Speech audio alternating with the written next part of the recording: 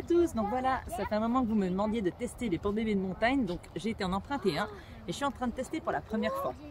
Donc déjà la première chose que je remarque, c'est vraiment le fait que l'enfant n'est pas collé à moi, donc ce qui fait qu'il me tire vers l'arrière et on voit, et il y a vraiment énormément de déséquilibre de mon corps parce qu'il est tout le temps en train soit de me tirer en arrière, soit si je bouge vers la droite et la gauche, il n'est pas vraiment collé à moi, j'ai beau resserrer tout ce que je peux, ça ne change rien, je sens que la charge elle est vraiment pas contre mon corps. D'avoir l'enfant qui n'est pas collé contre vous, ça vous change votre centre de gravité, ce qui fait qu'il y a quand même aussi plus de risque de chute parce que franchement quand je commence à marcher comme ça, je sens que je suis pas stable parce qu'il bouge un petit peu et ça me fait bouger de l'autre côté. Et c'est vrai que c'est vraiment pas très agréable comparé à un système à clip où l'enfant il est tellement collé contre vous que vous ne sentez pas en fait votre centre de gravité qui est changé, donc vous marchez comme si de rien n'était. La charge, elle fait tout comme ça. Je vais vous montrer, c'est vraiment ça. Et après toi, tu as toute là. Plus haut. Attends, peut-être plus haut. Ça ira un peu mieux. Là c'est déjà mieux. Ah, je sais pas max. Là c'est déjà mieux. Mais ça change rien maintenant, c'est là. Je suis pas assez sérieuse. La deuxième chose que j'ai remarqué quand je l'ai installé, c'est vraiment le fait que déjà c'est lourd. Maintenant avec 2-3 réglages, donc j'ai bien serré là, plus serré ici, je suis déjà un peu plus confort, mais c'est impressionnant comme ça me change la charge de poids par rapport à quand le bébé il est contre moi dans un système à clip. Donc c'est vrai que là c'est à peu près 2 kg, voire peut-être même 3 kg de plus sur mon dos, ce qui fait que bien sûr la charge elle est plus lourde aussi à porter.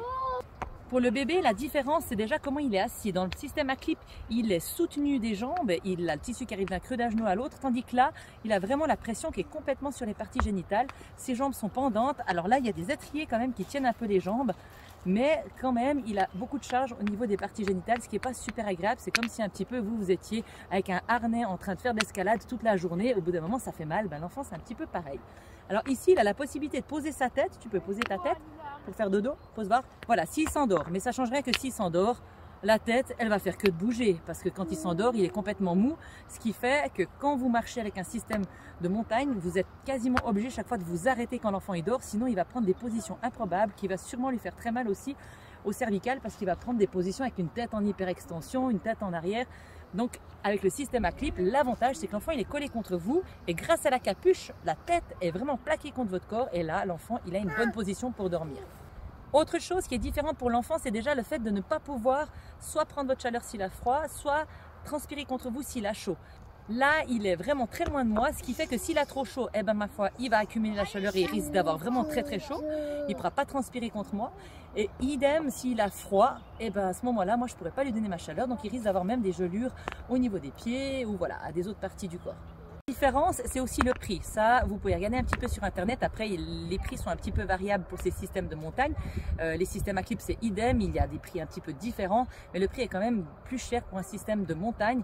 Vous allez penser que voilà, ça vaut la peine d'investir parce que voilà, c'est solide, c'est rembourré, vous allez pouvoir porter longtemps. Comme vous devez porter le poids du porte-bébé de montagne qui fait 2-3 kg, plus votre enfant qui fait par exemple 10 kg, vous êtes déjà à 13 kg. 13 kg, c'est déjà pas mal pour les articulations des genoux ou comme ça. Donc c'est vrai qu'un système à clip, vous allez pouvoir porter plus longtemps parce que vous portez que le poids du bébé. Souvent les gens ils vont dire oui mais c'est pratique, vous allez pouvoir mettre les gourdes d'eau, vous allez pouvoir mettre votre pique-nique dedans. Alors c'est clair que ça offre une possibilité en plus de rangement, mais ce qui va vous alourdir encore plus votre sac. Donc ce qui fait que déjà, je suis tirée vers l'arrière, j'imagine même pas si on met encore 2 bouteilles d'eau d'1 litre, je pense que là ça deviendra vite vraiment très lourd. Quand vous partez avec un système à clip, c'est sûr que vous devez prendre un sac à côté. Souvent, franchement, ce sera quelqu'un qui vous accompagnera, qui portera le sac. C'est quand même rare d'aller faire un tour de montagne pendant une journée, seul avec son enfant. Donc souvent, vous avez quand même quelqu'un qui vous accompagne. À ce moment-là, la personne qui vous accompagne porte le sac. Si vous êtes seul, au pire des cas, l'enfant est sur votre dos et votre sac de nourriture, provision est devant, ce qui peut un peu compenser, ce qui n'est pas plus mal. Et maintenant, je vais vous montrer comment je l'enlève. Alors, je dois dire que je ne sais pas trop comment l'enlever sans moi tomber. Alors, attendez. Parce qu'en fait, j'ai tellement l'habitude de tenir le cul de bébé et là, je ne peux pas tenir que ça me perturbe. Attends, je t'enlève, je t'enlève. Oui, comme ça.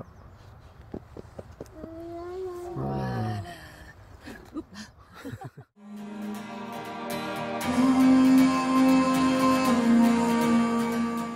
Les hommes, ça c'est toujours des fois un peu plus facile pour eux de porter avec ce système de montagne parce qu'ils ont déjà plus de musculature au niveau du dos souvent que les femmes. Alors bien sûr ce n'est pas du tout une généralité, il y a des femmes qui sont très musclées, mais c'est vrai qu'ils arrivent des fois plus facilement à porter cette charge de poids qui est beaucoup plus lourde.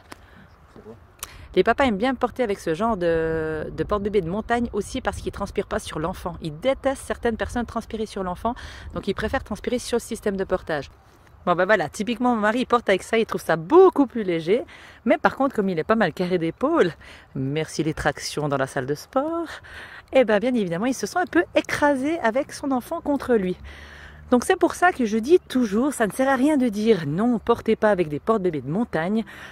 Si la personne est mieux avec un porte-bébé de montagne, c'est tant mieux pour lui, mais par contre, moi je conseille toujours c'est de tester un porte-bébé de montagne et un porte-bébé justement préformé, physiologique, et puis voir la différence.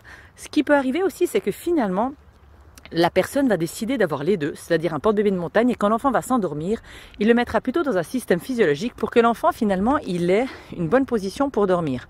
Donc ça, ce sera un peu à la personne de choisir, et c'est très, très personnel, ça c'est sûr. Donc sinon, les papas peuvent sans autre, c'est aussi porter devant, parce que finalement devant, ce sera très différent au niveau de la sensation. Après, quand l'enfant est lourd, la charge de poids devant n'aide pas lorsqu'on va faire des montées ou des descentes. Donc c'est vrai que le dos, c'est quand même plus pratique quand on fait par exemple de la montagne ou une grande randonnée. Voilà, encore une petite chose que je voulais vous parler, c'est de la hauteur pour les papas pour porter le bébé. Alors ça, souvent, les papas ont tendance à vouloir porter comme un porte-bébé de montagne et mettre justement la base, donc la ceinture, tout en bas sur les hanches, et ce qui fait que le bébé, il a la tête tout en bas. Là, quand on porte justement un peu plus haut la ceinture, eh bien, le bébé aura la tête beaucoup plus haute. On remarque aussi qu'entre le porteur et le bébé, il n'y a pas du tout de creux dans le dos, donc c'est vrai que la statique et puis surtout le centre de gravité est vraiment mieux respecté.